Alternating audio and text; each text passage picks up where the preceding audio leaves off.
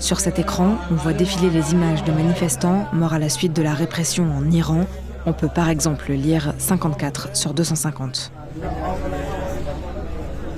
D'autres images, authentifiées par Le Monde, montrent plusieurs dizaines de cadavres dans cette morgue située au sud de Téhéran.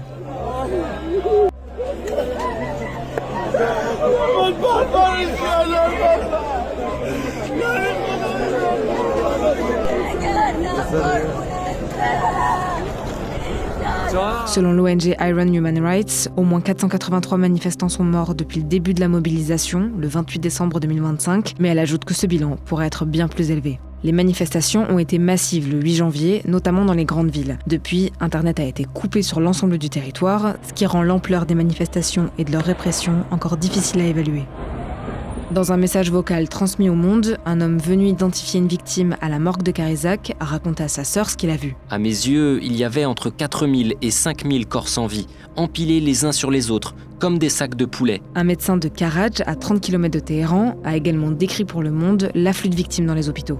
Il y a tellement de blessés que même des cliniques vétérinaires assurent les soins en ville. La situation est extrêmement grave.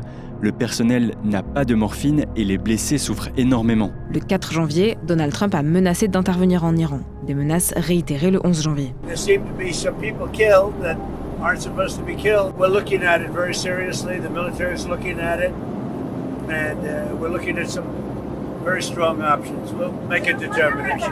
Le président américain a ajouté qu'une rencontre avec le régime était en cours de préparation. منصفانه، شرافتمندانه، از موضع برابر، با احترام متقابل، جمهوری اسلامی ایران دنبال جنگ نیست ولی برای جنگ کاملا آمادگی داره. Le régime iranien a décrété 3 jours de deuil national à partir de ce 11 janvier en hommage aux forces de sécurité tuées.